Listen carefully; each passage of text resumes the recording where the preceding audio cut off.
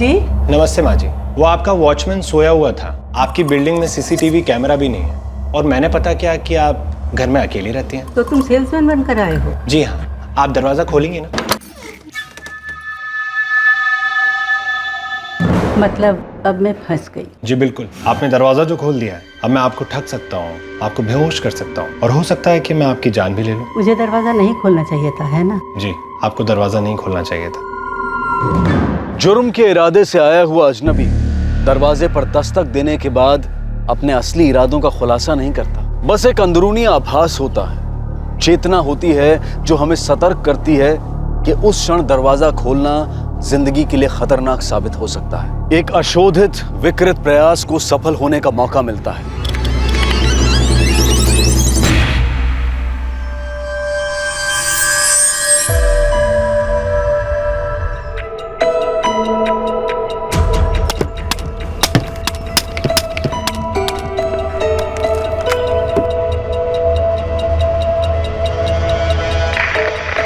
Control tower कम इन. मी हवालदार हिरवे बोलतोय. सुर्वे कॉलनीमध्ये आहे, घर नंबर 14च्या बाहेर. यहाँ किराए पर कमरा मिलेगा, टेस्ट टॉयलेट है, शादीशुदा जोड़े या सिंगल लड़कियां या सिंगल लड़के अप्लाई करें।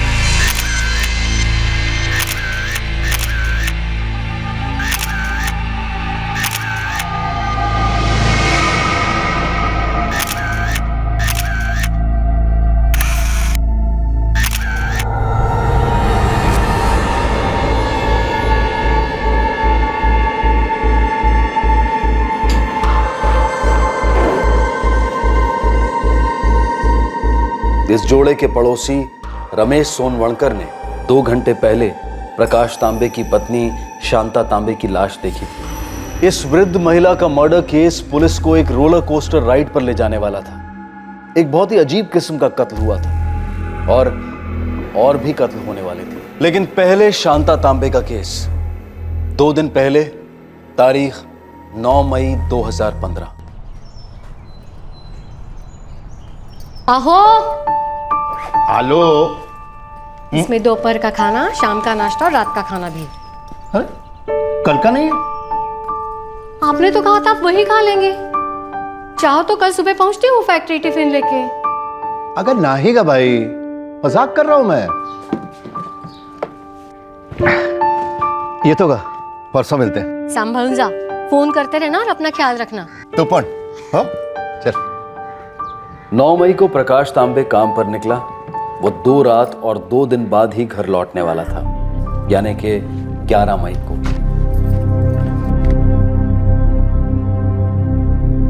प्रकाश Tambe auto spare parts manufacturing factory में सप्लाई सुपरवाइजर था और एक बड़े एक्सपोर्ट ऑर्डर के कारण 2 दिन फैक्ट्री में ही रहने वाला था। काम 24 घंटे चलने वाला था।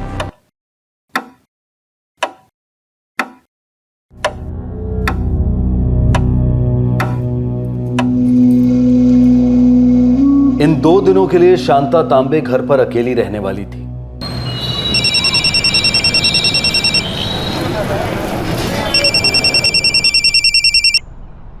आई द ग्रेट, कशी आहेस तू? मैं हमेशा की तरह अच्छी और अकेले भी। तेरे बाबा तो गए 2 दिन के लिए और तू वहाँ मुंबई में। अब इमोशनल ब्लैकमेल मत शुरू कर। मुझे तेरी कितनी याद आती है पता है? अरे नहीं रे, शिकायत करने के लिए नहीं, बस ऐसे ही किया था फोन। बस लास्ट ईयर आई, फिर सीधा बैक टू पुणे। रोज डेट पे ले जाऊंगा तुझे। गपरे, शादी करके बहू लाएंगे घर। ओ हेलो, बाल विवाह गुनाह है पता है ना? और 21 कोई शादी करने वाली उम्र होती है क्या? अच्छा आई, तू कोई किराएदार के बारे में बात कर रही थी ना? नोटिस तो लगा है बाहर। अरे आई, कोई ब्रोकर रख लो ना। नहीं रे बाबा, मुझे वो सब पसंद ही नहीं है। अजीब अजीब टाइम पे अजीब अजीब लोग घर आएंगे, उनको घर दिखाओ। इससे ये अच्छा है, जिसको जरूरत है वो आएगा चुपचाप घर देखने। लेकिन वो पार्टी को भी तो तुझे रूम दिखाना पड़ेगा ना। हाँ वो तो है। अच्छा आई, मेरी क्लास का टाइम हो गया, मैं बाद में फोन करता हूँ, ठीक है? बर ठीक। लव यू आई, बाय। मी पण लव यू रे सोना।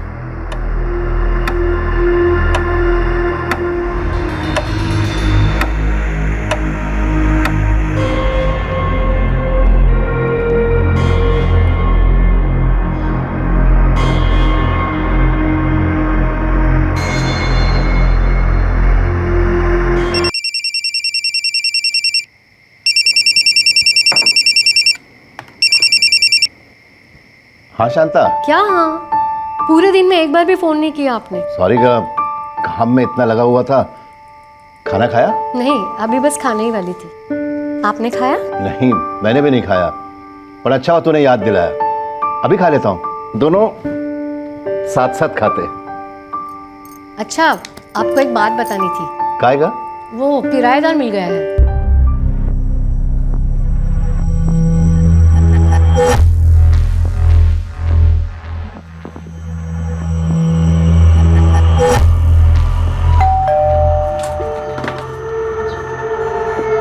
नमस्ते काकी।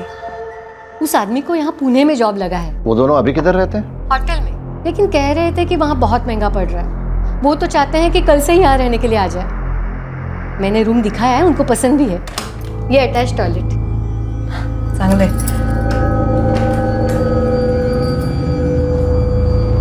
काकी, यहाँ कोने में एक स्टोव और फ्रिज रख सकती हूँ? हाँ, क्यों नहीं।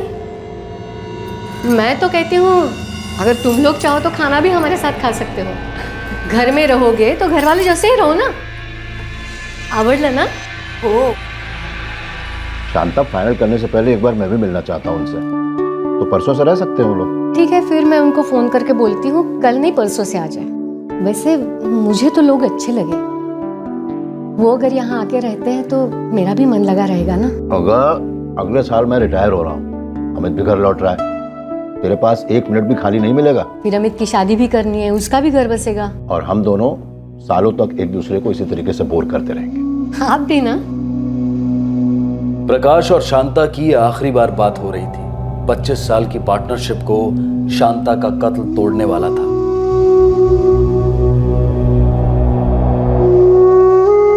प्रकाश भाऊ को आज दोपहर तक लौटना था, लेकिन आज सुबह ही मुझे उनका फोन आया।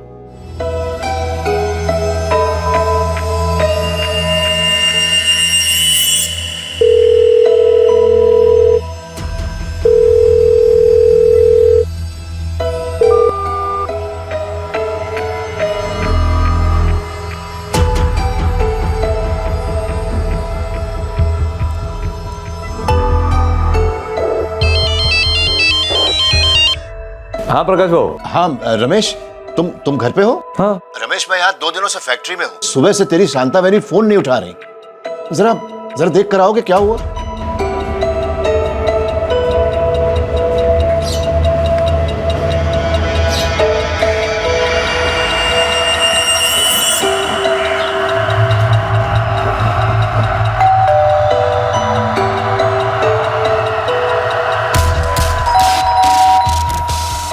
शांता वहिनी, आओ शांता वहिनी।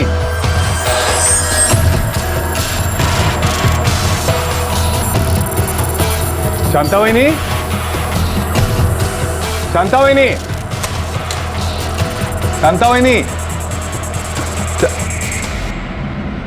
नहीं गोल बोले, ये तीनों के तीनों कंसाइनमेंट्स आज 11 बजे से पहले डिस्पैच हो जाने चाहिए, समझ गए? ये लो। हेलो, हाँ रमेश भाऊ।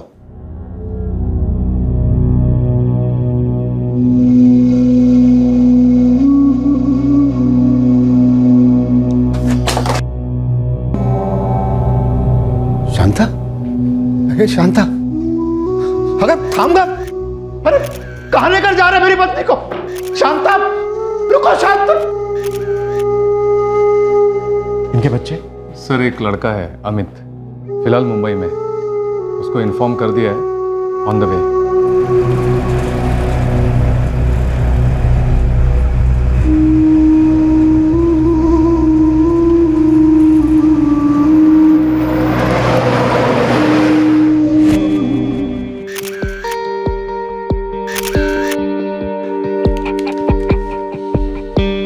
पूरा घर साफ कर दिया सर। एंट्री? जोर जबरदस्ती तो नहीं हुई, शायद दरवाजा खोला गया उनके लिए। वो नारियल स्ट्रोक के साथ। आज कोई यहाँ आने वाला था क्या? कोई गेस्ट, कोई जान पहचान वाला? पता नहीं सर, प्रकाश भाऊ का फोन आया कि जाकर देखो, तो मैं इधर देखने आ गया। मुझे कुछ भी पता नहीं है सर, बाहर गेट पर एक इश्तिहार लगा है, शायद ये लोग घर का एक कमरा किराए पर देना चाह रहे थे। सर, इनका लड़का अमित मुंबई में रहता है और प्रकाश भाऊ की जो फैक्ट्री है वो पिंपरी में है। तो तो कभी कभी 2-3 दिन उनको वहीं रहना पड़ता है। इसीलिए इनको एक रूम किराए पे देना था ताकि शांता वहिनी को कंपनी रहे। अच्छा रमेश, यहाँ आसपास कोई सीसीटीवी कैमरा लगा है? नहीं सर, बहुत छोटी सी कॉलोनी है, बहुत पुरानी है। काले सर, किराने वाले, सब्जी वाले, दूध वाले, वॉचमैन, इन सबको टैप करो, जिनका भी रोज इस घर से कुछ ना कुछ लेना देना। जाहिर सी बात है, कातिल जानता था कि शांता तांबे घर पर अकेली है। पुणे के इस खामोश मध्यम वर्गीय इलाके में हुए शांता तांबे के मर्डर ने सारे शहर को सुन्न कर दिया। सवाल अनेक थे, पर जवाब ऐसे शॉकिंग और बौखलाने वाले आते कि और सवाल खड़े हो जाते। पुलिस और कातिल के बीच की पहेलियों की खाई और गहरी और चौड़ी होती जाती। शांता तांबे के मर्डर ने एक विचित्र राज का पिटारा खोल दिया।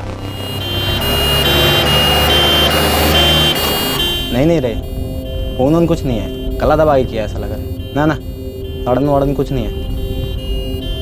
एक बार जरा चेक कर लो, सांस चल रही है शायद। सॉरी अंकल, पुलिस 2 बार चेक कर चुकी है, आपकी पत्नी अब नहीं रही।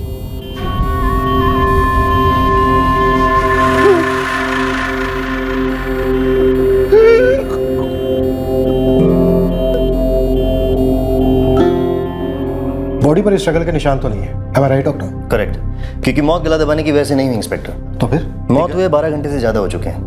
12 घंटे से ज्यादा मतलब कल शाम यही कोई 6 और 7 के बीच। शायद कातिल ये नहीं जानता था कि विक्टिम पहले से मर चुकी है, या फिर उसने डबल शोर करने की वजह से इनका गला दबाया होगा।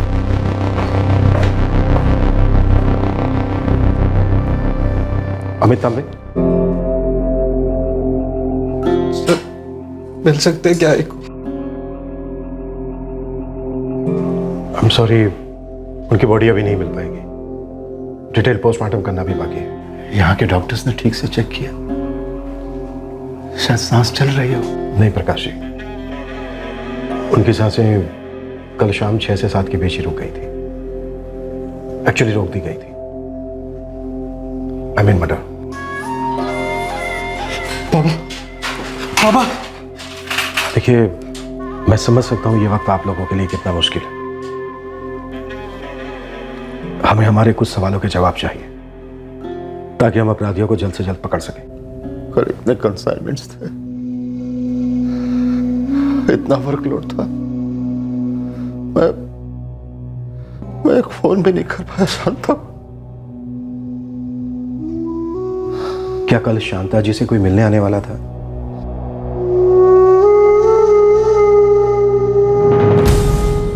साहब, आसपास के दुकान वाले से कुछ खास जानकारी तो नहीं मिली, लेकिन एक कपड़े की दुकान है जिस पर सीसीटीवी है। लास्ट 3-4 दिन के सारे फुटेज निकलवाओ। निकलवा लिया सर।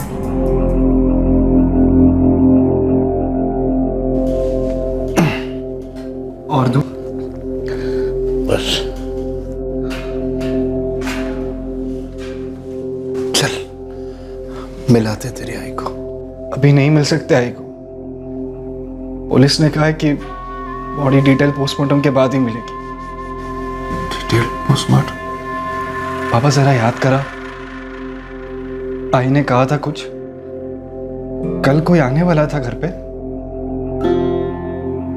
पापा कुछ तो बोलिए बाबा।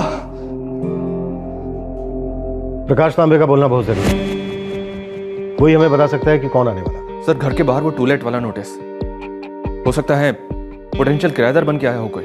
हो सकता है शांता तांबे ने खुद उनके लिए दरवाजा खोला। पर उनकी मौत कैसे हुई, और फिर उसके बाद स्ट्रैंगुलेशन कैसे हुई? सर, भले ही हमें इन सवालों के जवाब ना मिले, पर उस दुकान के बाहर की सीसीटीवी फुटेज और पोस्टमार्टम रिपोर्ट से वो सुराग तो जरूर मिलेंगे। एक सुराग अभी भी इशारा कर रहा है काले, वो नारियल स्ट्रॉ के साथ। मुझे उस नारियल का इस मर्डर से कोई ना कोई डायरेक्ट कनेक्शन लग रहा है काले। फॉरेंसिक के पास है वो नारियल सर, रिपोर्ट जल्दी आ जाएंगी, और सीसीटीवी फुटेज भी। फिर देखते हैं कि मिसेस तांबे को किसने, क्यों और कैसे मारा। शक के घोड़े अलग अलग दिशाओं में दौड़ रहे थे।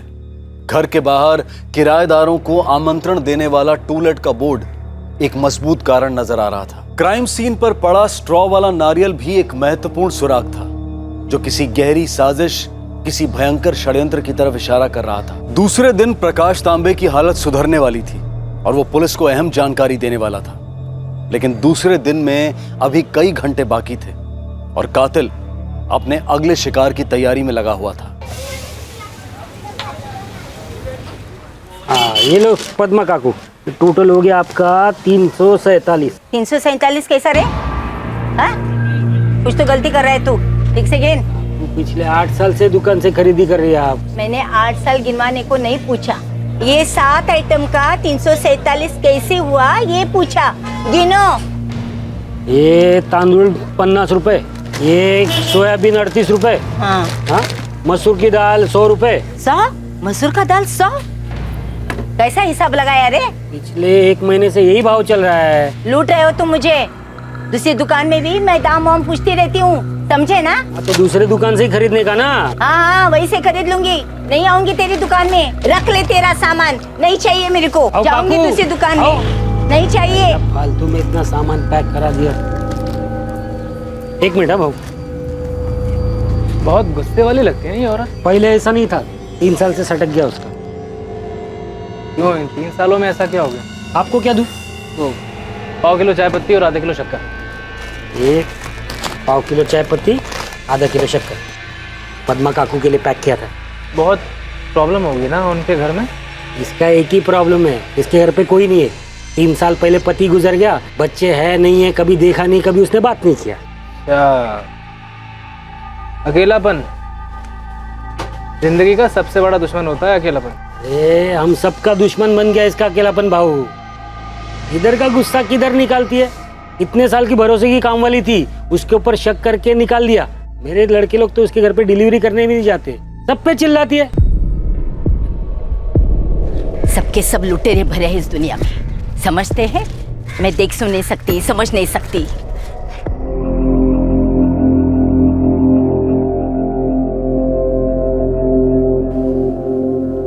मुझे नहीं मालूम कौन मिलने आने वाला था शांता से। प्रकाश जी, ये शांता जी के कॉल रिकॉर्ड्स हैं। सारे कॉल सिर्फ आपको किए गए। हाँ, बस बीच में 2-4 बार अमित तुम्हें किए गए, लेकिन ये 10 मई की सुबह को शांता जी ने इस नंबर पे कॉल किया था, 444-875-876। इस नंबर को पहचानते हैं?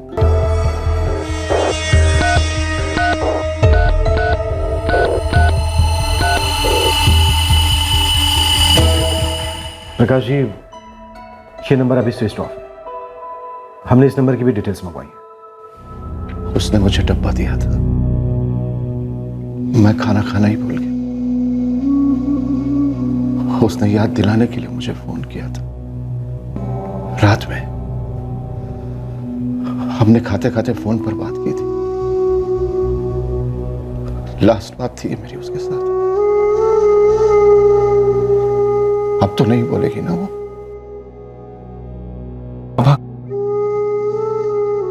पापा जरा याद कीजिए,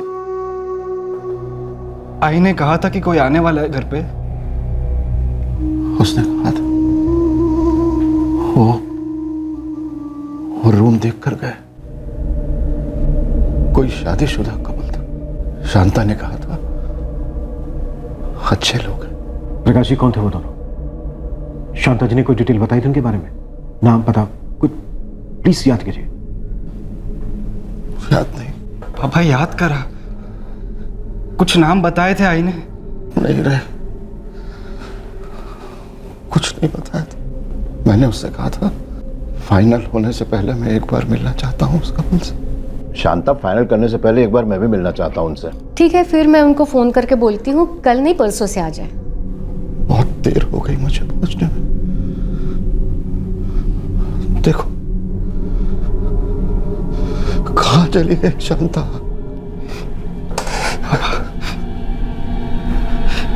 सर, मैंने भी आई से बहुत जल्दी जल्दी में बात की थी। किसी को क्या पता था कि आई। प्रकाश जी, ये नंबर इस कपल में से किसी का हो सकता है? मुझे नहीं मालूम। उसने बोला था वो उनको फोन करने वाली है। मुझे कोई नंबर नहीं दिया था। अवधूत, चाहे फोन कंपनी के बॉस के बॉस के बॉस से बात करो, जो करना है करो, पर 5 मिनट के अंदर मुझे उस नंबर की डिटेल्स चाहिए, समझे? सर आई ने मुझे इस कपल के बारे में कुछ नहीं बताया। मैंने उसे ब्रोकर के थ्रू बात करने बोला था, लेकिन उसने मना किया। तुम्हारे बाबा 11 तारीख को घर लौटने वाले थे और तब 11 तारीख को वो कपल तुम्हारे बाबा से मिलने आने वाला था। हो सकता है तुम्हारी आई ने इसी बारे में फोन किया हो। वैसे कल कोई आया था क्या? नहीं आया सर, बस कल आई गई घर से, हमेशा के लिए।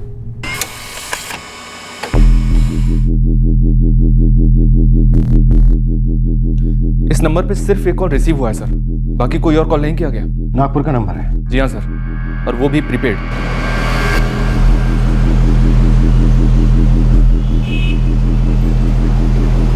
किसी सतीश निम्बाड़कर के नाम पर है। एड्रेस A132 जयंत पार्क, मालती नगर, नागपुर।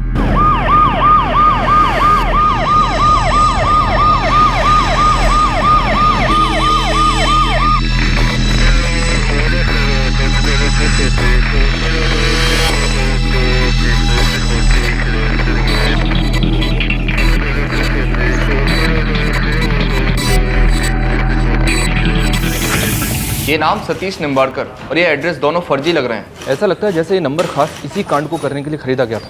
फिर भी ट्रैकिंग जारी रखना गावड़े। हाँ, वो नहीं रुकेगी, और कोई भी मूवमेंट हुई मैं तुरंत फोन करता हूँ।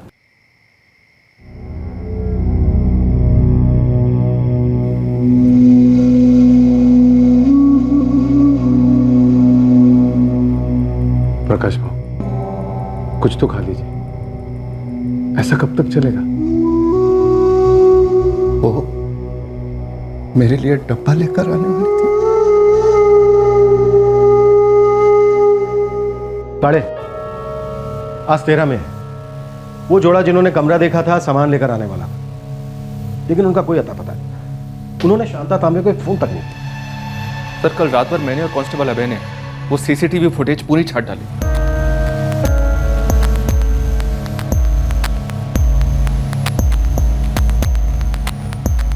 सर, दूसरा लगाओ क्या? हाँ बिल्कुल, एक सेकंड चेक करना है हमें, एक सेकंड। पर कुछ नहीं मिला सर। मिलेगा, कुछ ना कुछ तो जरूर मिलेगा काड़े, क्योंकि एक प्लान अटैक मालूम होता है और हर प्लान के किसी ना किसी पुर्जे का कोई ना कोई स्क्रू तो ढीला होता ही है। क्या टेनेंट के रूप में उस जोड़े ने ये लूट और मर्डर किया होगा सर? मर्डर भी कैसे, जिसका अभी तक हमें कारण नहीं मालूम, और जिसे कारण हम अभी तक समझ रहे थे स्ट्रैंगुलेशन, दरअसल वो कारण है ही नहीं। कल तक सारी रिपोर्ट्स आ जाएंगी सर। कल सोचो तो कितना पास लगता है ये कल, और कभी कभी बहुत दूर हो जाता है ये कल। इस पास वाले कल और दूर वाले कल के बीच कातिल दोबारा स्ट्राइक करने वाला था। पुलिस को शांता तांबे और इस नए विक्टिम के बीच कनेक्शन जोड़ने में थोड़ा वक्त लगने वाला था। कनेक्शन होने के बाद भी और कई और कनेक्शन सामने आने के बाद भी पुलिस के लिए इस बात का पता चलने में बहुत मुश्किल होने वाली थी कि आखिरकार ये जुर्म क्यों हो रहे थे और कौन इन्हें कर रहा था।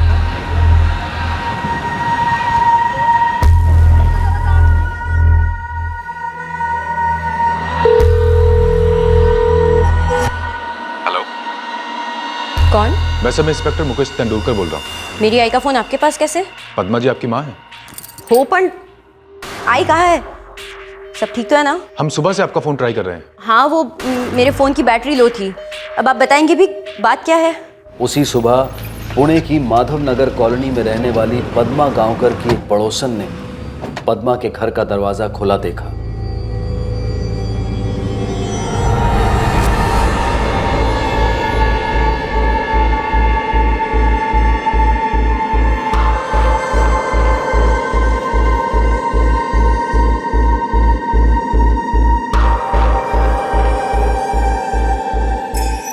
पद्मा गांवकर वही चिड़चिड़ी वृद्ध महिला थी जिसकी किराने वाले से लड़ाई हो गई थी। अब यही महिला अपने घर में मरी हुई पाई गई थी। गले पर स्ट्रैंगुलेशन के मार्क्स थे। घर को पूरी तरह से लूटा गया था, पर घर में जबरदस्ती घुसाने के कोई निशान नहीं थे। आपकी लास्ट कब बात हुई थी आपकी माँ से? मेरी आई से कई दिनों पहले बात हुई थी।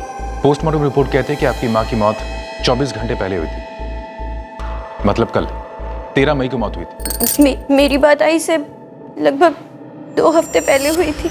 आपको पुणे आना होगा शिनाख्त के लिए। डिटेल पोस्टमार्टम होना भी बाकी है। मैं अभी निकल रही हूँ। आपसे एक बात कहनी थी, बड़ी अजीब सी बात। क्या? तो फिर?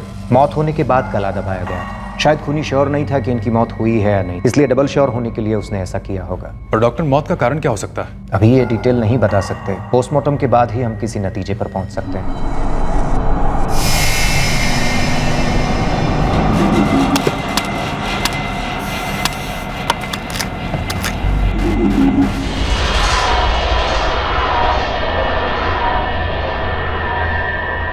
केलाइट सल्फेट।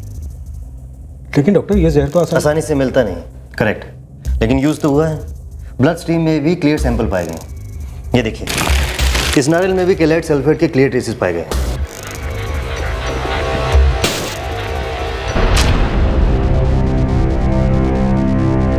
इसमें दो राय नहीं है कि बेहद सीरियस मामला है और हम इसकी इन्वेस्टिगेशन को टॉप प्रायोरिटी दे रहे हैं। सर, दो हाउसवाइफ्स का मर्डर हुआ है। शहर में डर आग की तरह फैल रहा है। इस बारे में आप क्या कहना चाहेंगे? नेचुरली डर तो पैदा होगा ही पब्लिक में, पर हम आश्वासन देना चाहते हैं उन्हें, आप प्रेस के जरिए, कि हम बहुत ही जल्द इन दोनों केसेस को सॉल्व करेंगे और आगे ऐसे केसेस नहीं होंगे। सर, क्या इन दोनों मर्डर केसेस में कोई कनेक्शन है? अभी कुछ कहा नहीं जा सकता। हम इन्वेस्टिगेट कर रहे हैं, हर पॉसिबिलिटी को टटोल रहे हैं। सर, जिस तरह की वारदातें शहर में हो रही हैं, तो क्या कोई सीरियल किलर सीनियर सिटीजन को ही टारगेट कर रहा है? देखिए, जो भी इन दो मर्डर्स के पीछे हैं वो बहुत जल्द सलाखों के पीछे भी होगा।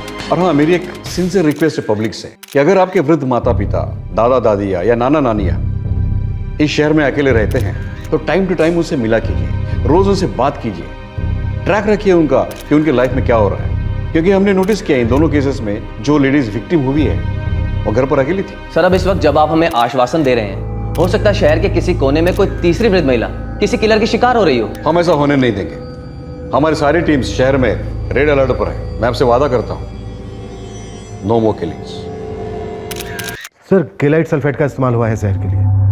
क्राइम सीन पर मिले नारियल के अंदर से भी केलाइट के ट्रेसेस मिले। तुम सारे केस डिटेल्स लेकर तुरंत मेरे ऑफिस पहुंच जाओ। एक बहुत ही अजीब सा कनेक्शन है या फिर इत्तेफाक। ठीक है सर, पहुंच गया समझो। वैसे सर, क्या कनेक्शन है? ये जो दूसरा सीनियर सिटीजन मर्डर केस सामने आया है सर, वो पद्मा गांवकर वाला केस। उस केस में भी क्राइम सीन पर एक नारियल पाया गया था। ओह, मैंने डिटेल पोस्टमार्टम करवाने के तुरंत ऑर्डर्स दे दिए। ये सीरियल मर्डर केस हो सकता है। और यहाँ भी नारियल मिला है क्राइम सीन पर। और इस नारियल से भी हमें केलाइट सल्फेट के ट्रेसेस मिले हैं।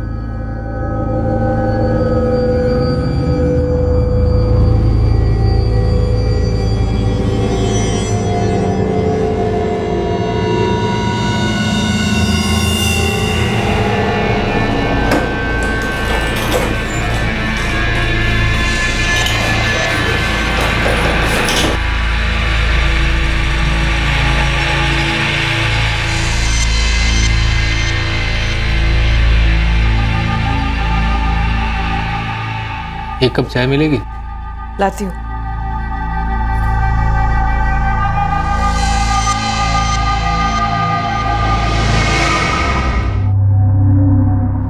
कोई वेग सा भी क्लू नहीं है सर, एक क्लू है।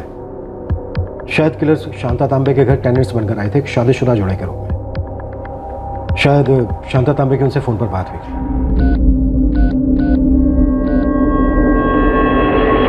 उनका फोन नंबर और नागपुर का एड्रेस दोनों फर्जी निकले। ये पद्मा गांवकर, क्या ये भी अपने घर का कोई कमरा किराए पर ऑफर कर रही थी? नो सर, उनकी बेटी नूतन पवार, कल मेरी बात हुई थी उससे। मेरी आई कुछ डिस्टर्ब थी। किससे? अकेलेपन से शायद। किसी पर भरोसा नहीं करती थी। मेरे साथ कोल्हापुर भी नहीं आती। आपकी आई पद्मा जी अपने घर का कोई कमरा किराए पर देना चाहती थी क्या? No chance sir. कोई अजनबी उसके घर पर रहे, ये उससे बर्दाश्त ही नहीं हो पाता। सर, पूरा घर लूटकर साफ कर दिया गया है। और तेंदुलकर, तुम्हारा कहना है कि फोर्स एंट्री के कोई निशान नहीं है, राइट? राइट सर, नहीं है। ये दोनों विक्टिम केलाइट सल्फेट पॉइजन से मारी गई। ये केलाइट सल्फेट नारियल पानी में मिलाकर पिला गया। ऐसा लगता है कि दोनों केसेस में किलर्स जान पहचान वाले हैं, क्योंकि दोनों घरों में फोर्स एंट्री के कोई साइन नहीं। सुनील, मुझे लगता है कि दोनों केसेस का किलर शायद एक ही रहा होगा। यस सर, सीरियल किलिंग का केस ही लगता था। सीरियल किलिंग का केस था। ये सीरियल नंबर 2 के आगे जाना नहीं चाहिए सुनील। सर, ये दोनों केसेस की इन्वेस्टिगेशन तुम हेड करोगे सुदीप। तुम्हें हेडक्वार्टर से पूरी सपोर्ट मिलेगी, तुम्हें जो चाहिए वो। सर तो प्लान क्या है तुम्हारा? सर केलाइट सल्फेट का एक मार्केट है, उसे खाना है। पुराने रिकॉर्ड्स निकालो सीरियल किलर्स के। फाइलें मंगवाई हैं सर। सीसीटीवी फुटेज से कुछ भी नहीं निकला? सर शांता तांबे केस में कॉलोनी के बाहर की दुकान की सीसीटीवी फुटेज को चेक किया है, पर वहाँ कुछ नहीं मिला। और इस पद्मा गांवकर की हाउसिंग कॉलोनी के बाहर छानबीन जारी है सीसीटीवी फुटेज के लिए। इस वक्त सबसे इफेक्टिव सीसीटीवी का काम सिर्फ बच्चे, पोते पोतियाँ और बाकी बच्चे जवान रिश्तेदारी कर सकते हैं। सब सीनियर सिटीजन्स पर नजर रखनी होगी, क्योंकि किलर उन पर और हम पर दोनों पर नजर रखे हुए हैं। कनेक्टेड दिखाई देने वाले दोनों मर्डर केसेस की मोडस ऑपरेंडी एक ही थी, लेकिन इसके अलावा कातिल तक पहुंचने वाला कोई ठोस सुराग पुलिस के हाथों में नहीं था। दूसरी विक्टिम पद्मा गांवकर के घर के पास की दुकान से सीसीटीवी फुटेज हासिल की गई। सब कुछ खोद निकालना। केलाइट सल्फेट जिस भी जुर्म में, जिन भी केसेस में इस्तेमाल हुआ है, उस सारी केसेस की फाइल्स मुझे अपने टेबल पर चाहिए। 10 दिन, 6 महीना, 1 साल, 10 साल, उससे पहले के केसेस निकलवाओ। शाम के पहले मुझे इन सारे केसेस की फाइल्स अपनी टेबल पर चाहिए। केलाइट सल्फेट के सारे लाइसेंस एजेंट्स उठाओ, अपने सारे खबरियों को काम पर लगा दो और पता करो कि सल्फेट की गैर कानूनी बिक्री हुई है क्या कहीं। इन 2 मर्डर्स ने पुलिस को टेंशन की कगार पर ला खड़ा किया था। उनकी निगरानी में एक और ऐसा मर्डर सबके लिए बहुत भारी पड़ सकता था।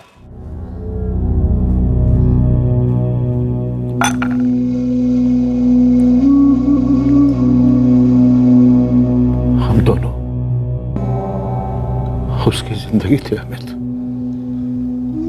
बहुत प्यार करती थी वो हम दोनों से। अमित, उसके बिना मैं टिकूंगा नहीं रे। ठीक है, तो आप भी चले जाइए मुझे छोड़ के, मैं तो रह लूंगा ना अकेला।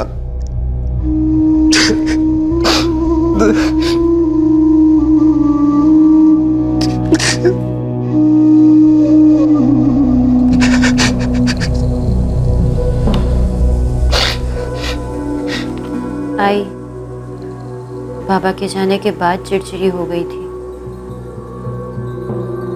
उससे पहले वो बिल्कुल चिड़चिड़ी नहीं थी। अकेलापन इंसान को निकल जाता है।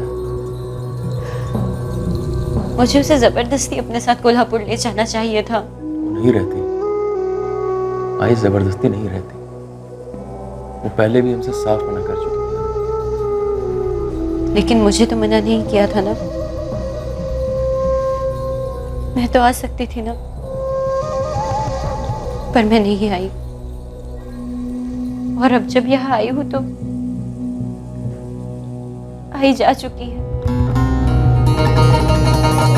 कम से कम मैं रोज उन्हें फोन करके उनका हाल चाल तो पूछ लेती।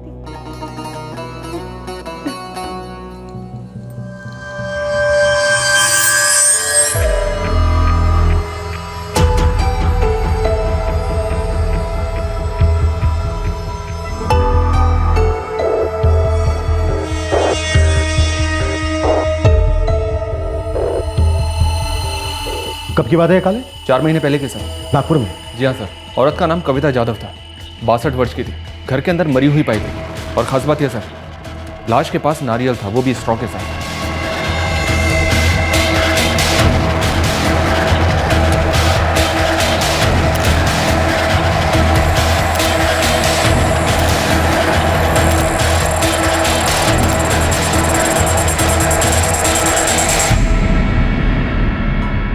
नारियल में केलाइट सल्फेट के ट्रेसेस मिले थे? जी नहीं सर, नींद की गोलियां। वो चैट ग्रुप पे मेरे नारियल वाले केस की डिटेल्स देखी थी, तभी मुझे ये केस याद आया, कविता जाधव का। राणे, तुमने बताया था कि कविता जाधव के केस में केलाइट सल्फेट यूज नहीं हुआ था। नहीं, वो यूज नहीं हुआ था, मेजो 15 यूज हुआ था। ये एक बहुत ही स्ट्रॉन्ग नींद की गोलियां होती। मौत नींद की गोलियों से हुई थी? नहीं, मौत गला दबाने से हुई थी, डेथ बाय स्ट्रैंगुलेशन। और यही दवाई नारियल पानी के ट्रेसेस में भी मिली है। मौत कब हुई होगी? 12 घंटे हो चुके हैं ऑफिसर। कविता जाधव अकेली रहती थी, विधवा थी। उनका एक बेटा है जो लंदन में सेटल्ड है। और घर में कोई फोर्स्ड एंट्री नहीं थी, राइट? राइट, नहीं हुई थी। सर मुझे लगता है इन तीनों केसेस में कातिल एक ही है। वहां नागपुर में नारियल पानी में नींद की गोलियां मिलाई गई और यहाँ सल्फेट। नागपुर का कनेक्शन भी तो है। तो जो कॉल शांता तांबे ने किया था फर्जी नंबर पर, वो फर्जी एड्रेस भी नागपुर का ही था। यस सर, जहां लगभग 4 महीने पहले सेम मोडस ऑपरेंडी नारियल पानी का इस्तेमाल हुआ था नागपुर की कविता जाधव पर। उसमें स्लीपिंग पिल्स थे और यहाँ नारियल पानी में पॉइजन। वो केस अभी तक सॉल्व नहीं हुआ है सर, वहाँ की टीम को आगे की लीड नहीं मिली। मैं बात करके वो केस रीओपन करवाता हूँ। शायद हमारा किलर नागपुर को बिलोंग करता है। किसी कारण से पुणे में शिफ्ट हो गया होगा या फिर यहीं का होगा, कुछ समय पहले वहाँ चला गया होगा। वो जो भी होगा, जहाँ भी गया होगा, उसे होना चाहिए हमारे कस्टडी में, वो भी बहुत जल्द। होगा सर, बहुत जल्द। केलाइट सल्फेट से भी ज्यादा खतरनाक जहर डर होता है सुनील, और वो डर पब्लिक में फैलता जा रहा है। तुम ये समझ के चलो कि तुम्हारी डेडलाइन कल खत्म हो गई।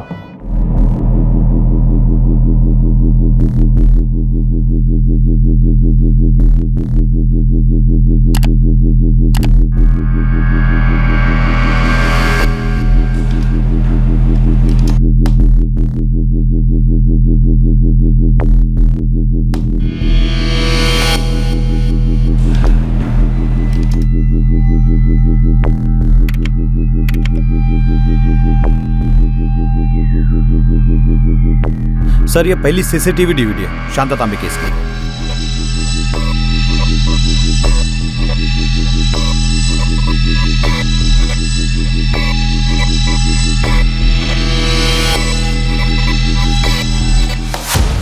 ये 10 मई की सीसीटीवी फुटेज है, शाम 5:30 बजे की, शांता तांबे के घर के बाहर वाले रोड की। सर, शांता तांबे तकरीबन 6 से 7 के बीच में मारे गए थे। सर, अब पद्मा गांवकर वाले केस की सीसीटीवी फुटेज देखते हैं।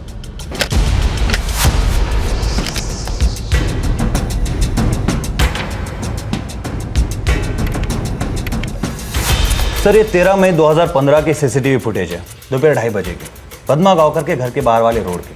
पोस्टमार्टम रिपोर्ट के हिसाब से पद्मा गांवकर तकरीबन 3 से 4 के बीच में मारी गई थी। डेफिनेटली इत्तेफाक नहीं हो सकता कि दोनों विक्टिम्स की मौत के थोड़ी देर पहले ये कपल दोनों विक्टिम्स के घर के आगे पाया गया। सर, 9 मई की रात को शांता ने प्रकाश से कहा था कि एक शादीशुदा जोड़ा उनके घर आया था, उन्हें कमरा पसंद आया था। 1 मिनट सर। सर, मैंने 9 मई की भी सीसीटीवी फुटेज स्कैन की है, शांता तांबे के घर के बाहर की।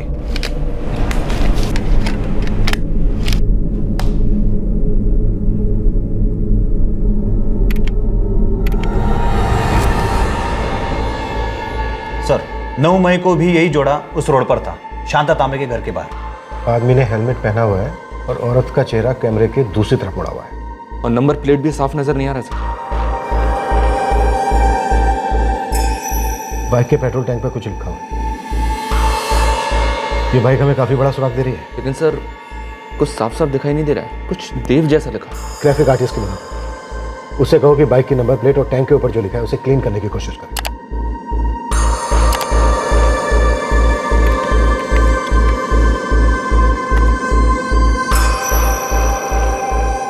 सर, ये नंबर प्लेट क्लीन नहीं हो पा रही। ये पेट्रोल टैंक पर जो लिखा है उस पर ट्राई करो।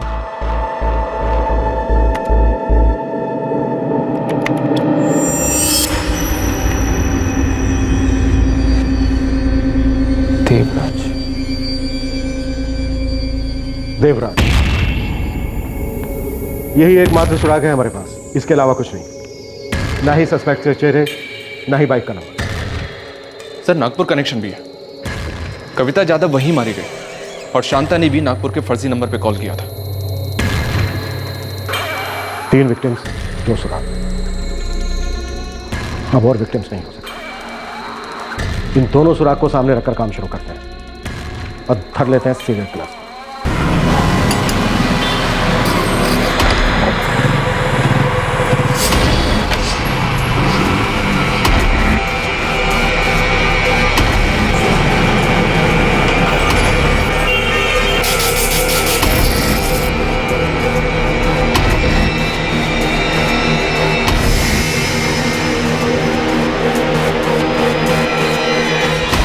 सर, बाइक के पेट्रोल टैंक पर लिखा देवराज इस वक्त हमारा सबसे बड़ा क्लू है। बाइक मैकेनिक के जितने भी गैरेज हैं, हमने किसी को नहीं छोड़ा है, सब जगह खबरें लगा दी। और नागपुर? सब इंस्पेक्टर काले नागपुर के लिए निकल चुका है। कविता यादव का केस हम रीओपन करवा रहे हैं। शांता तांबे के घर से लगभग 2 लाख की ज्वेलरी चोरी हुई। पद्मा गांवकर की बेटी नूतन ये नहीं बता पाई कि उनके घर से क्या चोरी हुआ है, क्योंकि पद्मा जी ने अपनी बेटी नूतन को कभी कुछ बताया नहीं और नूतन ने कभी उनसे कुछ पूछा नहीं। हमने सब जगह खबरें लगा दी है।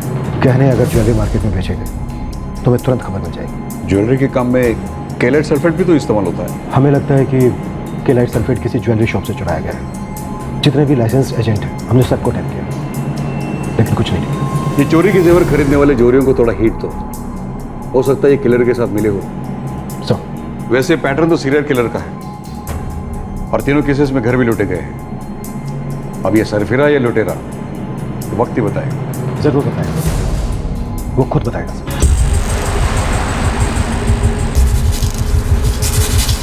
कविता जाधव केस में हमने हर हिस्ट्री को तोड़ा। हमें लगा ये रॉबरी का केस। नारियल पानी में मेजो 15 मिलाकर विक्टिम को बेहोश किया गया। अगर ये सिंपल रॉबरी का केस होता तो कविता जाधव कातिल के लिए दरवाजा नहीं खोलती और उसे अंदर नहीं बुलाती, पर कविता जाधव ने कातिल के लिए दरवाजा खोला और उसे घर के अंदर बुलाया, जैसा शायद पद्मा गांवकर और शांता तांबे ने भी किया।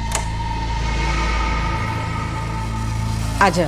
इसमें कोई शक नहीं कि किलर कविता जाधव को पहचानता था। दरअसल कातिल की एक टीम है, ये एक जोड़ा है जिसने इन तीनों बूढ़ी औरतों से जान पहचान बढ़ाई, इनके घर में घुसे, घर को लूटा और उसके बाद इनका कत्ल कर दिया। ये दोनों हमारे प्राइम सस्पेक्ट हैं। इन दोनों ने कुछ दिन पहले पुणे में 2 बूढ़ी औरतों को अपना निशाना बनाया। कविता जाधव यहाँ नागपुर में अकेली रहती थी। ये कविता जाधव किराएदार ढूंढ रही थी? शायद नहीं, उनका बेटा लंदन से आया था, उसने तो कुछ नहीं कहा, ना ही लाके किसी ब्रोकर ने कहा। ये कविता जाधव कौन थी, क्या करती थी, इसकी दिनचर्या क्या थी, ये सारी डिटेल्स मुझे चाहिए। इस फाइल में मैंने एक डिटेल्स डाली। कविता जाधव के केस को अब पुणे की पुलिस स्टडी कर रही थी ताकि उन्हें कातिलों के बारे में और उनके मकसद के बारे में और जानकारी मिल सके। लेकिन एक अहम सवाल था कि क्या कविता के हत्यारे वाकई में वही थे जिन्होंने शांता और पद्मा का कत्ल किया था?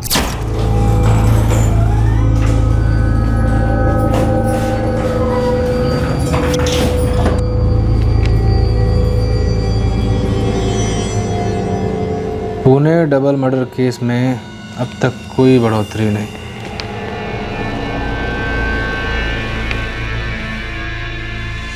हाल ही में पुणे शहर में 2 वृद्ध औरतों की हत्या की गई। पुलिस सूत्रों का कहना है कि इन दोनों हत्याओं के पीछे किसी सीरियल किलर का हाथ हो सकता है। पुलिस ने पुणेकरों से और खासकर अकेले रहने वाले वरिष्ठ नागरिकों से अपील की है कि वे अपने घर किराए पर देते समय सतर्क रहें और साथ ही दरवाजे पर आए अजनबियों को घर के अंदर आने ना दें, फिर चाहे वो अपने आप को सेल्समैन बताएं या सरकारी नौकर। ये जोड़ा आखिरकार कौन था, क्या मकसद था उनका? वो ऐसी कौन सी जादू की छड़ी घुमाते जिसकी वजह से उनके शिकार खुद ब खुद जहर से लदा नारियल पानी पी लेते जो ये दोनों उन्हें ऑफर करते? एक अजनबी के लिए पद्मा से बात करना भी लगभग नामुमकिन सा था, तो फिर इन दोनों ने उसके घर में घुसकर उसे भी जहर से भरा नारियल कैसे पिलाया? और 4 महीने पहले भी यही मोडस ऑपरेंडी अपनाई गई कविता जाधव के साथ। बाबा प्लीज जरा याद कीजिए, आई ने कुछ तो बोला होगा उन दोनों के बारे में, नाम पता कुछ भी नहीं रे, बस इतना कहा था कोई शादीशुदा जोड़ा है, आदमी का पुणे में जॉब लगा है।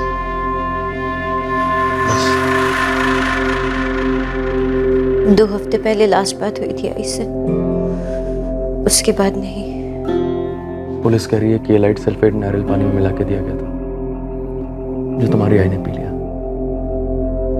यही बात तो मुझे नामुमकिन लग रही है। आई किसी अजनबी को घर पर बुलाकर उसका दिया हुआ नारियल पानी कैसे पी सकती है?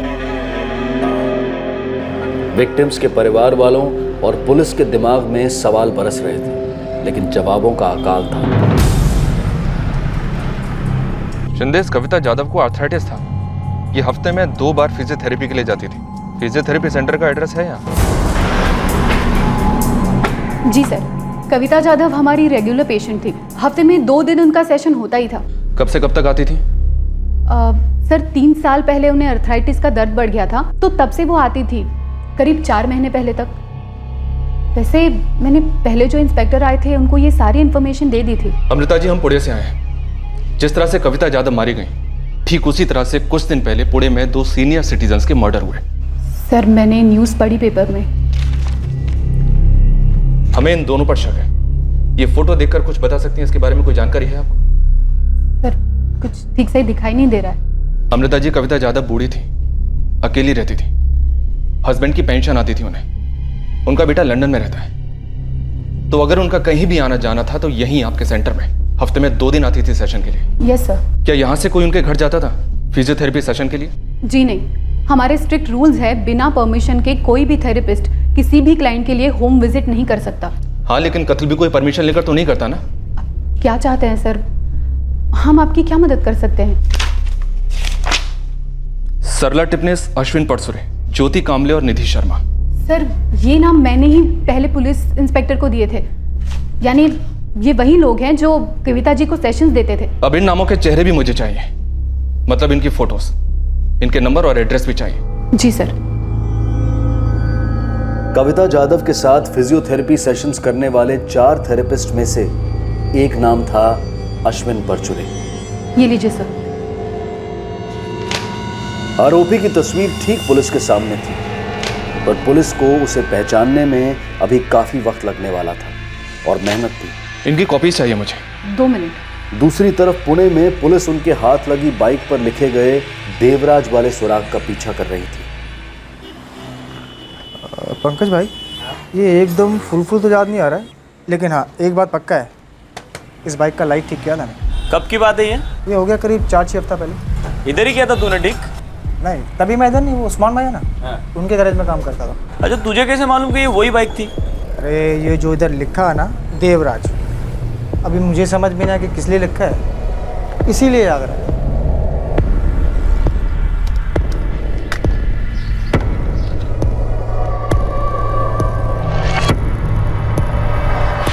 अच्छा, ये उस्मान का गैरेज किधर है? ये इधर पिंपरी में।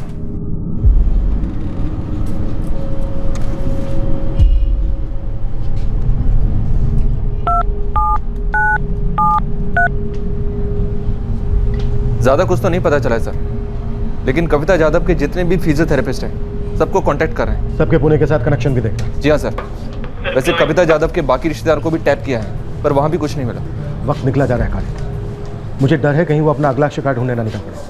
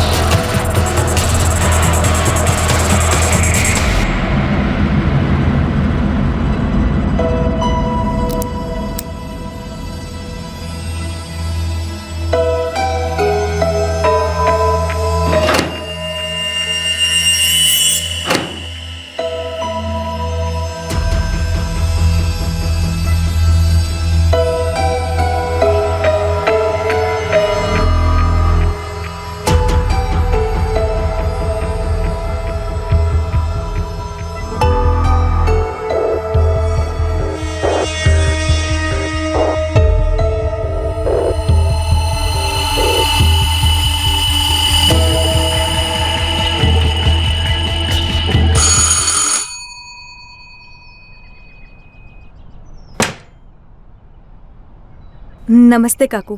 नमस्ते, बोलो बेटा। वो मैं कुंते जी के यहाँ आई थी, उनका दरवाज़ा बंद था, तो कोई आइडिया है कि कहाँ गए हैं वो? नहीं बेटा, मैं तो नहीं जानती, फ़ोन कर लो ना। वो मेरे फ़ोन की बैटरी डेड है, एक कॉल कर सकती हो आपके फ़ोन से प्लीज़? बस एक ही कॉल, उन्हें कुछ बात बतानी थी, थोड़ी अर्जेंट है, प्लीज़ प्लीज़ काकू। ठीक।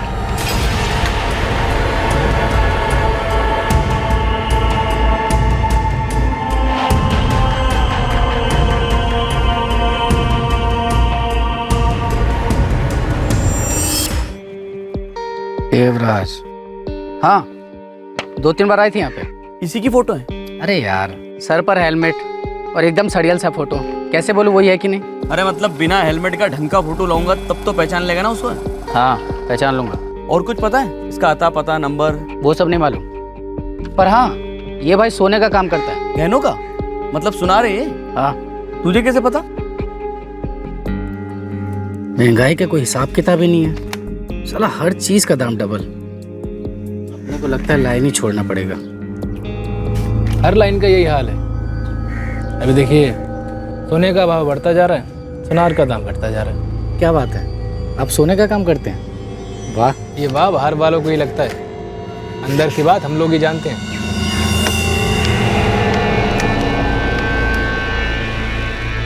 बन गए साहब?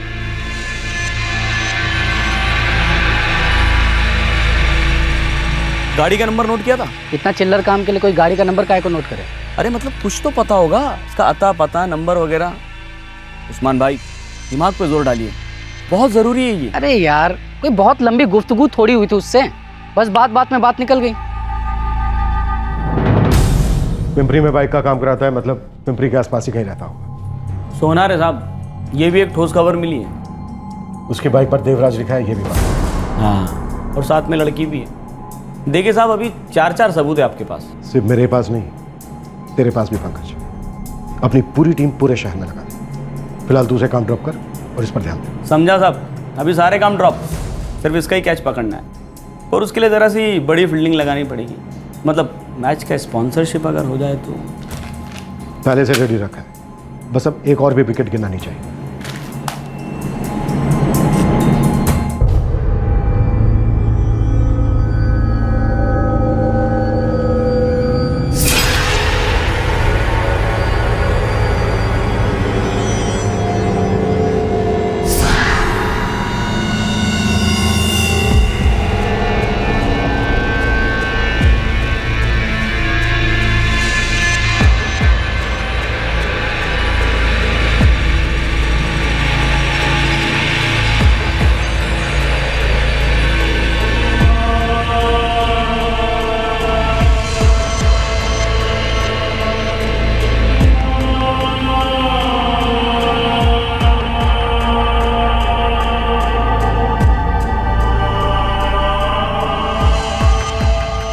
मैंने ऊपर वाले अमर कुंते को झूठ मूठ का फ़ोन लगाया। अच्छा कुंते काका, ठीक है, मैं कल आऊँगी। हाँ, बाय।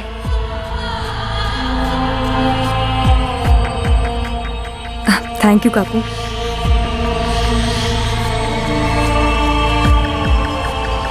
काकू, वो मैं आपका वॉशरूम यूज़ कर सकती हूँ? Thank you.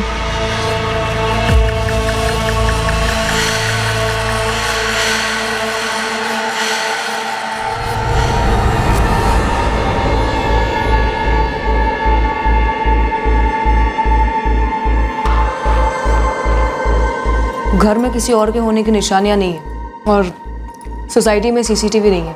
3 दिन चक्कर काटे मैंने, कोई वॉचमैन भी नहीं है। सर, हमने 4 फिजियोथेरेपिस्ट की स्कैनिंग की है, जिसमें से 3 क्लियर है, बस एक अटका हुआ है। कौन? अश्विन परचुरे।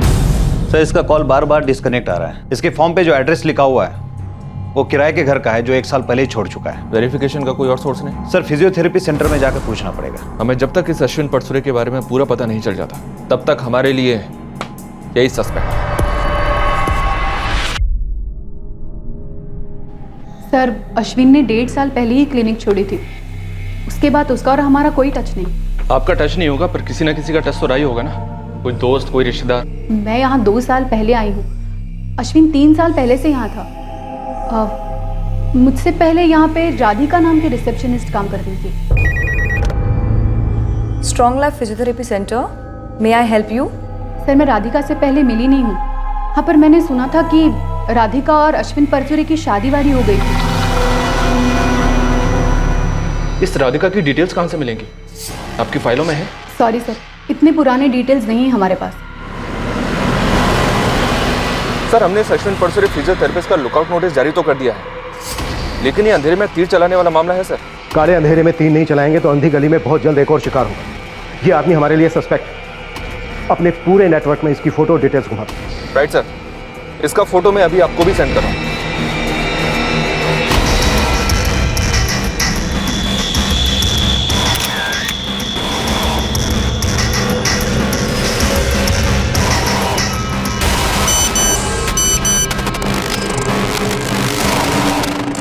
पंकज, इस फोटो की वेरिफिकेशन कर तुरंत। 15 मिनट हो साहब, ओनली 15 मिनट्स। पक्का पक्का।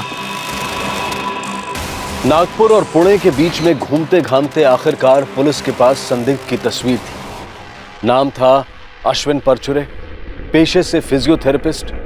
उसकी बाइक के पेट्रोल टैंक पर देवराज लिखा था और उसकी पत्नी थी राधिका। जाहिर था कि पीड़ितों के किसी भी रिश्तेदार को इस जोड़े के बारे में नहीं पता था, लेकिन नागपुर के साथ इस जोड़े का कनेक्शन काफी स्ट्रॉन्ग साबित हो रहा था। सर, हम अपनी पूरी ताकत से इस आदमी को ट्रेस करने में लगे। सर, बस एक ब्रेक थ्रू वाला सुराग हाथ लग जाए, अगले ही पल ये आदमी हमारे हाथों में। बस उम्मीद करता हूं कि कोई और सीनियर सिटीजन इस किलर जोड़ी के हाथ में लगा।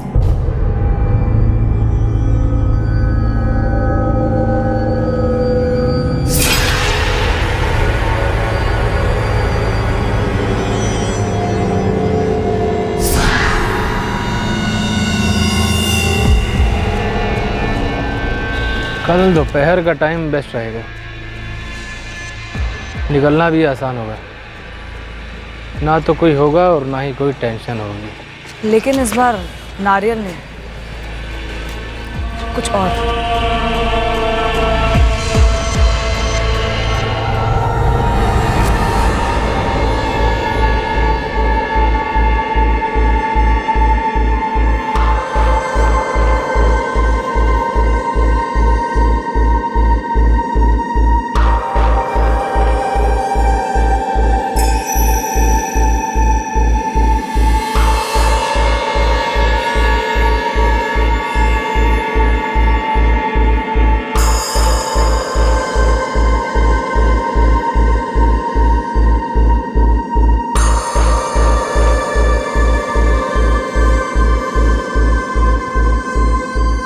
सर, इस अश्विन परचुरे के बारे में इंफॉर्मेशन मिली है। लोकेशन मिली? नहीं सर, अभी नहीं। लेकिन यहाँ बिलानगर पुलिस स्टेशन में उसके खिलाफ डोमेस्टिक वायलेंस का केस दर्ज है। 10 मिनट में सारी डिटेल्स मिल जाएगी। उसकी वाइफ का नंबर ट्रैक करो। हमें लगता है जो औरत उसके साथ है वो इन मर्डर्स में शामिल है। वो उसकी पत्नी राधिका हो सकती है। Right sir. दहेज के लिए हैरेसमेंट का केस 8 महीने पहले दर्ज हुआ था। इसकी पत्नी का नाम नलिनी? हमें पता चला था इसकी पत्नी का नाम राधिका है। नलिनी ने ही कंप्लेंट किया था। वो अपनी माँ के साथ आई थी शिकायत दर्ज करने। मैं उसके घर भी गया था, यही पास में ही जयनगर में। और ये अश्विन, इसकी कोई डिटेल्स है आपके पास? मैंने उसे गिरफ्तार किया, अभी वो बेल पे बाहर। केस कोर्ट में? हियरिंग के वक्त अश्विन परचुरे कोर्ट में हाजिर ही नहीं हुई। कोर्ट ने अश्विन परचुरे को एब्सकॉन्डर घोषित किया था।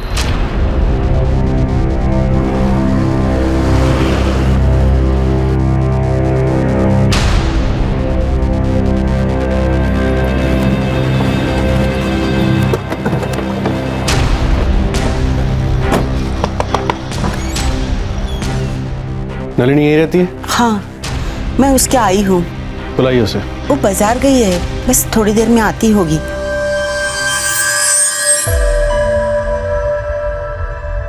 मुझे क्या पता अश्विन कहाँ है। 8 महीने पहले मैंने उसे छोड़ दिया था, उसके बाद मैंने उसका चेहरा भी नहीं देखा है। वो अपना चेहरा कहाँ छुपा रहा होगा? नरक में छुपा रहा हो, मुझे क्या लेना देना। राधिका को जानती है आप? मुझे उस औरत में कोई इंटरेस्ट नहीं है। हमें? तो मैं क्या करूं? आप मेरा टाइम क्यों वेस्ट कर रहे हैं? क्योंकि 3 परिवारों का अच्छा टाइम नहीं चल रहा है। तीनों घरों से आपकी माँ की उम्र की औरतों को कत्ल किया गया, और वो भी बहुत बेरहमी से। और अश्विन हमारा सस्पेक्ट है। और आप नलिनी जी अश्विन की पत्नी है। मैं उसकी कुछ नहीं हूं। मैं तो उसे ठीक से जानती तक नहीं थी, लेकिन जितना जानती थी उतनी ही नफरत करती थी उससे। वो राधिका से पहले से शादीशुदा था। जब मैंने उससे पूछा तो जवाब में उसने मुझे मारा। अगले ही दिन पुलिस में मैंने उसकी कंप्लेन की, उसे गिरफ्तार कर लिया गया, लेकिन फिर उसके पिता ने इसकी जमानत करवा दी। पिता ने? कहाँ रहते हैं वो? यहीं नागपुर में, 124/13 पंडित चौक। नामदेव परचुरे नाम है उनका। नामदेव परचुरे को बुलाओ। वो 6 महीने पहले रहता था यहाँ पर। मैं यहाँ नया किराएदार हूँ। कहाँ गया वो? पता नहीं। अश्विन के बाप ने घर छोड़ दिया है तो वो किसी और घर में होगा। तो निकालो साले को दिल से। अश्विन और राधिका परचूरे 24 घंटे के अंदर मेरे सामने होने चाहिए। सर, ये नामदेव परचूरे प्राइवेट क्लिनिक में वार्ड बॉय था, वहाँ का एड्रेस मिला है, शायद वहाँ से कुछ मिल गया। थोड़ा टाइम दीजिए सर। मौत जिंदगी को टाइम नहीं देती है राणे। ये लोग सीरियल किलर्स हैं, मतलब समझते हो ना इस बात का? कोई टाइम नहीं मिलेगा। तापमान बढ़ता जा रहा था, चूहे बिल्ली का खेल और पेचीदा होता जा रहा था। एक मोटरसाइकिल के पेट्रोल टैंक पर लिखे एक नाम से शुरुआत करते हुए पुलिस ने बड़े संघर्ष के बाद पुणे की शांता तांबे, पद्मा गांवकर और नागपुर की कविता जाधव के संदिग्ध हत्यारे अश्विन परचूरे और उसकी पत्नी राधिका परचूरे का पता लगाया था। पर हकीकत यह थी कि पुलिस के पास ना तो इन दोनों को डायरेक्टली इन्वॉल्व करने जैसे कोई सबूत थे और ना ही उन तक पहुंचने के कोई सुराग। दूसरी तरफ ये जोड़ा अपने नए शिकार के लिए घात लगाने के बाद उन पर हमला करने के लिए बिल्कुल तैयार हो चुका था।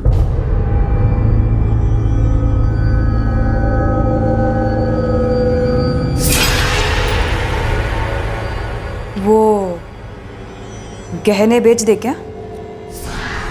नहीं, थोड़ा टाइम और रुक जाओ। और वैसे भी गहने हम यहाँ नहीं बेचेंगे। तो फिर कहाँ? कहीं और। आज के काम के बाद हम यहाँ से चले जाएंगे।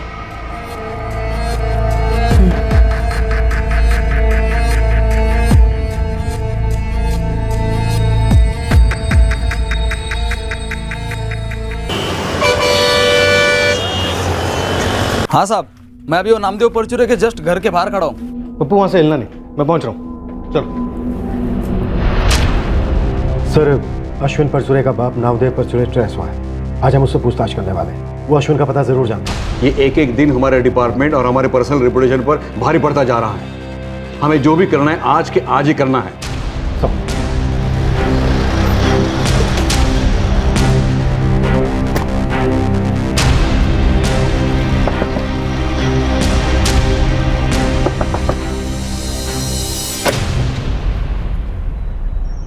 जी नामदेव परचूरे? हाँ। तुम्हारे बेटे अश्विन परचूरे का नंबर और एड्रेस दोनों दो। मेरे पास तो नहीं है साहब। नहीं है, वही है, मत बोलना। उम्र का लिहाज नहीं करूंगा, हलक में हाथ डाल के उसका पता निकलवाऊंगा। 5 साल पहले मैंने उसे हमारे क्लिनिक में नौकरी दिलाई थी। फिजियोथेरेपी डॉक्टर के हाथ के नीचे लगाया था, लेकिन वहाँ काम सीखने के बाद वो उसने नौकरी छोड़ दी। उसके बाद वो कहाँ है, क्या करता है, मुझे कुछ पता नहीं है साहब। मर्डर करता है तुम्हारा बेटा। क्या? तुम्हारे बेटे अश्विन और उसकी बीवी राधिका ने मिलकर यहाँ नागपुर में एक और पुणे में 2 बूढ़ी औरतों का कत्ल किया है और हम उन्हें ढूंढ रहे हैं। कहाँ है वो? 3 महीने से उसने मुझे फोन तक नहीं किया है। उसका पुणे का एड्रेस बताओ नामदेव। 6 महीने पहले वो अचानक घर छोड़ के चला गया साहब। पुणे का एड्रेस और नंबर? कसम से कहता हूँ साहब, मुझे नहीं पता। सर, नामदेव और अश्विन की दूसरी पत्नी नलिनी, दोनों के घरों के बाहर आदमी लगा है, लेकिन ये दोनों ही अश्विन के बारे में कुछ नहीं बोल रहे हैं। 24 घंटे नजर रखो राणे। बहुत जल्द हम इस केस को क्लोज करने की दिशा में चल रहे हैं। 1 सेकंड के लिए भी अपनी एनर्जी लूज मत होने देना। नहीं सर, कुछ ना कुछ पता लगवा के रहूंगा इनसे। गुड सर, पिंपरी पूरी तरह से कवर की जा रही है। हर एक estate agent, garage, hospital, clinic, हर जगह पर हमारी टीम और खबरें अपनी नजर रखा है। कोई लीड मिली? नहीं सर, अभी तक तो नहीं। काले, कमिश्नर के ऑर्डर है कि अगर जरूरत पड़े तो हम इस शहर की पूरी टीम सिर्फ इस केस पर लगा सकते हैं, लेकिन वो कपल और एक मर्डर नहीं करना चाहिए, नहीं ये शहर छोड़कर भागना चाहिए।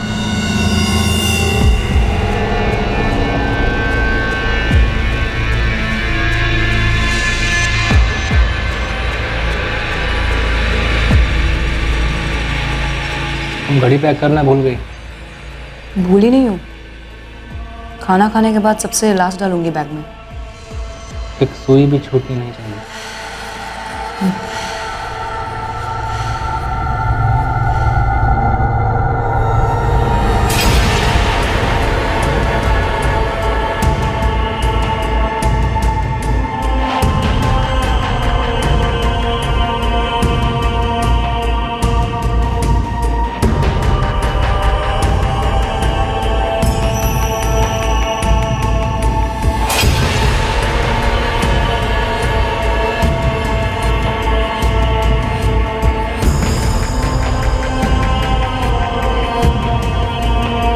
सब सेम टू सेम है साहब। पेट्रोल टैंक पर देवराज लिखा है, तभी तो फोन किया ना साहब। जल्दी से आ जाओ।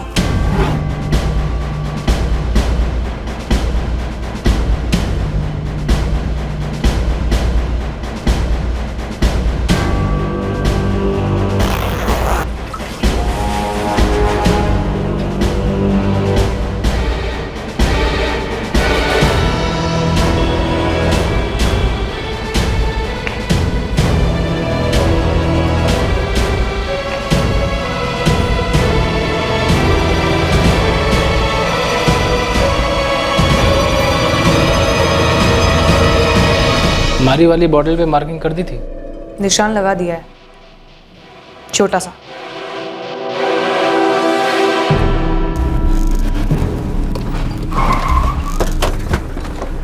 साहब वो उधर, वहां।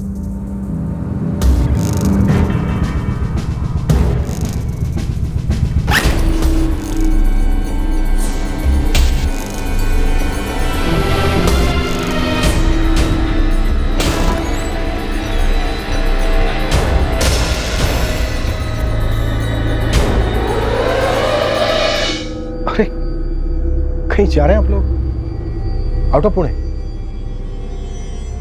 कोई नया शहर? क्या चाहिए तुम्हें? चुटकी भर केलाइट सल्फेट चाहिए। जैसे मर्जी वैसे दे दो, नारियल पानी में डाल के या जैसे भी कंफर्टेबल हो, हमें चलेगा। वो कौन रहे तुम लोग?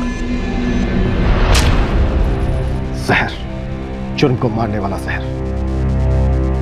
वैसे हमें पुलिस भी कहते हैं।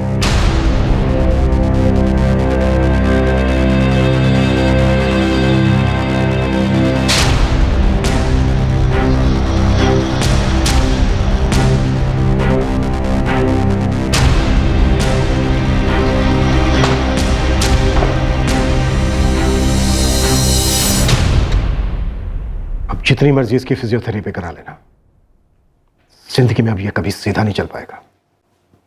और नेक्स्ट बारी तुम्हारी है।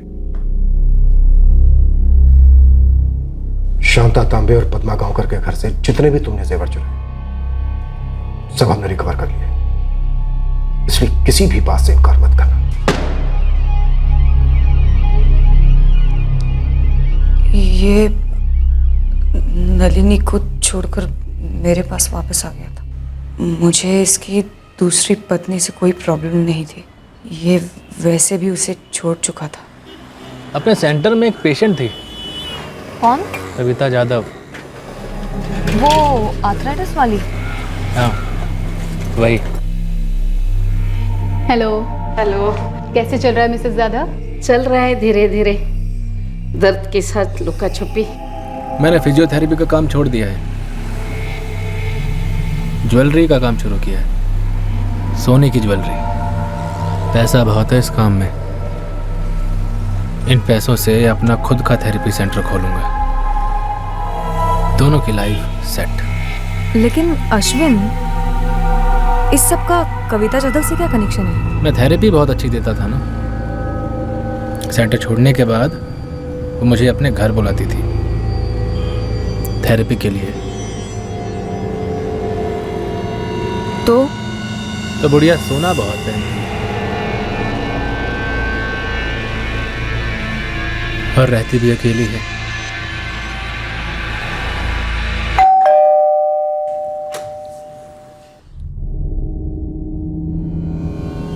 आजा।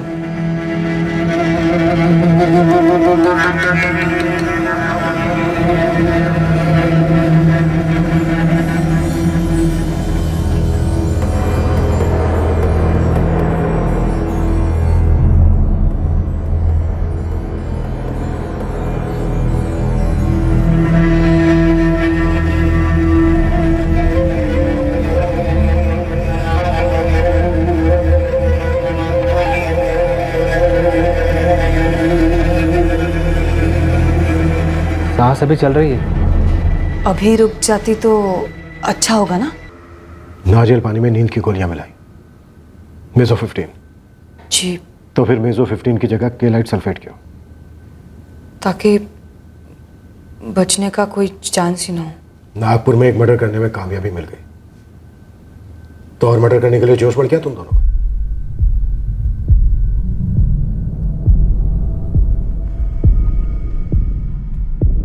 हमने उस लेडी शांता तांबे के घर की रेकी 3 दिनों तक की। हमने किराए वाला नोटिस देख लिया था। हमने नोट किया था कि शांता का पति काम से पूरा दिन घर से बाहर रहता है और वो घर पर अकेली। 9 मई को हम किराएदार बनकर उसके पास गए। 10 मई को काम करने का प्लान था, मतलब उसे मार डालने का। लेकिन 10 मई की सुबह को उसका फोन आया। हाँ शांता काकी।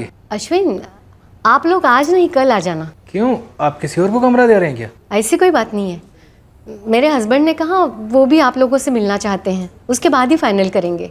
वो कल ही आएंगे घर। क्या है ना, 2 दिनों से घर आए नहीं वापस काम से, तो आप लोग ना कल दोपहर के बाद आ जाना। हाँ ठीक है काकी, तो हम कल शाम 6 बजे के आसपास आते हैं। हाँ ठीक है। कह रही है कल पति के लौटने के बाद आकर मिलो। मतलब आज पूरा दिन अकेली रहेगी घर पर?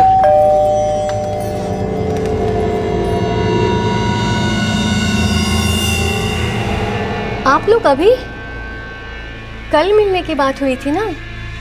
हो काकी, पर हमने सोचा कि चल के आपको मस्का लगाते हैं, ताकि आप काका को समझाएं कि कमरा हमें ही किराए पर दें। वो काहे तुम्हें पण काकी, वो हम लोग बस यहाँ से गुजर रहे थे तो हमने सोचा कि आपको हेलो बोलते चले। बराबर या काकी, वो इतनी गर्मी थी ना, नारियल पानी बेच रहा था, सोचा आपके लिए ले ले।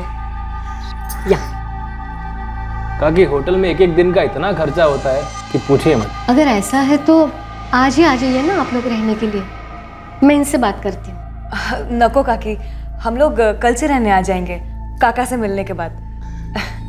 आप ये नारियल पानी लीजिए ना। अगर नको तुम लोग पी लो, मुझे नहीं चाहिए। काकी, हम लोग ये वाला शेयर कर लेंगे, आप ये वाला लीजिए। लीजिए ना, बीपी का रामबाण इलाज है काकी, और अपने मिस्टर को भी रोज पीने के लिए बोलिए।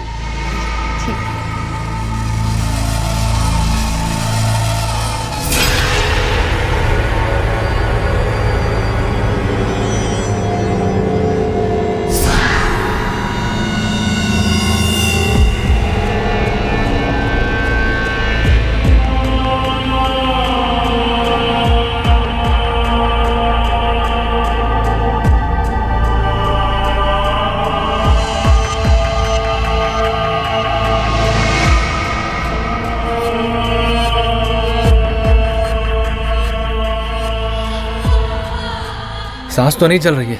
हाँ, पर हम फिर भी रिस्क क्यों ले? और पद्मा गांवकर, तुम दोनों उनके घर में कैसे फंसे? वो तो किसी पर भरोसा नहीं करते थे। पर हम पर कर लिया। क्या है? मिसेस पद्मा गांवकर? हाँ तो कौन हो तुम लोग? मैडम, हम लोग किराए पर रूम ढूंढ रहे हैं। मैंने के लिख के रखा है क्या, किराए पे रूम देना है करके? हाँ, यहाँ रूम कुछ नहीं है, जाओ।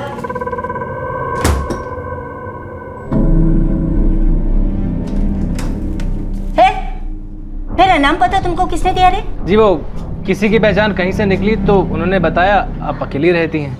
देखिए, पास में मेरा जॉब लगा है, हम लोग पुणे में नए हैं। लेकिन मुझे किसी के साथ रहना नहीं है, समझे? काकी, मुझे घर का सारा काम आता है, आपका हाथ बटेगा, और आपके किसी काम में कभी कोई दखल नहीं दूंगी। अरे बोला ना मुझे किसी के साथ नहीं रहना। बेटी समझकर 1 महीना हमें ट्रायल पर रख लीजिए प्लीज। पूरा पैसा आपको एडवांस देंगे, आप कहेंगे तो मैं ऑफिस से लेटर ला के दे दूंगा। काकी, इससे अच्छी जगह मेरे लिए और कोई नहीं हो सकती। काकी, अगर आपके घर का एक भी नियम टूटा तो हम लोग खुद ही घर छोड़कर चले जाएंगे। घर के सारे काम मैं कर दूंगा, प्लम्बिंग से लेकर इलेक्ट्रिक सब, पेशा है मेरा।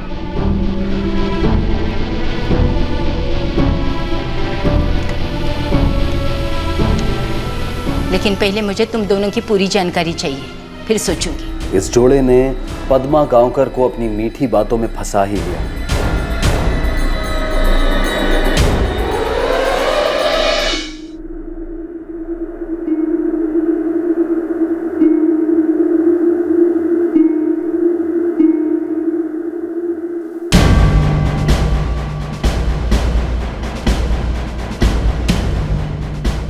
अश्विन और राधिका ने झूठ के जाल में पद्मा गांवकर को पूरी तरह मुक्त कर लिया। पद्मा ने नारियल पानी भी पी लिया और क्लोराइड सल्फेट कहां से मिला? सोने के काम के लिए खरीदा था अश्विन ने। खरीदने के लिए लाइसेंस है? लाइसेंस तो फिजियोथेरेपी के लिए भी नहीं था। तुम दोनों का अगला शिकार कौन होने वाला था? पश्चाताप, खेद या ग्लानि का एक तिनका भी नहीं था इन दोनों के दिल में। ये कोल्ड ब्लडेड मर्डरर्स के आदर्श नमूने थे। इनका पहला शिकार कविता जाधव, एक बीमार अकेली औरत, उनकी पहचान की थी। कविता ने उन पर भरोसा किया। शांता तांबे एक नरम दिल मिलनसार महिला थी जो अपना अकेलापन दूर करना चाहती थी और इस खूंखार जोड़े के मीठे बर्ताव का शिकार बनी। दूसरी ओर पद्मा गांवकर मिलनसार के बिल्कुल विपरीत थी, पर इस जोड़े के ढोंग ने उसे भी बेवकूफ बनाया और उन दोनों को उस घर में एंट्री मिल गई। अश्विन और राधिका के कबूलनामे के अनुसार मीडिया में इन मर्डर्स को लेकर हुए बवाल के बाद उन्होंने कुछ दिन शांत रहने का फैसला कर लिया था, पर बहुत जल्द वो अपने अगले शिकार पर झपटने ही वाले थे। जब कोई अजनबी दरवाजे पर दस्तक दे तो सतर्क होकर चेक करें, डबल चेक करें और अगर संदेह का हल्का सा भी अंदेशा हो तो दरवाजा ना खोलें, खास तौर पर तब यदि आप एक वृद्ध नागरिक हों और घर पर बिल्कुल अकेले हों। हमारे समाज में अकेले रहने वाले हमारे बड़े सीनियर सिटीजन्स की सिक्योरिटी का ख्याल रखना हम फैमिलीज का कर्तव्य है और समाज की जिम्मेदारी भी। अश्विन और राधिका को आईपीसी की धारा 302 के तहत हत्या के लिए, धारा 34 के तहत कॉमन इंटेंशन के लिए, धारा 441 के तहत किसी की निजी संपत्ति में आपराधिक इरादे से बलपूर्वक घुसपैठ करने के लिए, धारा 396 के तहत डकैती करते वक्त हत्या करने के लिए और धारा 120B के तहत क्रिमिनल कॉन्स्पिरेसी के चार्जेस पर गिरफ्तार किया गया है। रिमांड के बाद इस जोड़े को न्यायिक हिरासत में भेज दिया गया था। फिलहाल ये दोनों जमानत पर बाहर हैं और इन दोनों पर इस वक्त मुकदमा जारी है। फिर मुलाकात होगी, तब तक सुरक्षित रहें, सतर्क रहें और देखते रहें क्राइम पेट्रोल सतर्क। सबक एक को सीख हम सबको। जय हिंद। इस तरह के और भी एपिसोड देखने के लिए हमारे चैनल को सब्सक्राइब करें और बेल आइकन दबाना ना भूलें।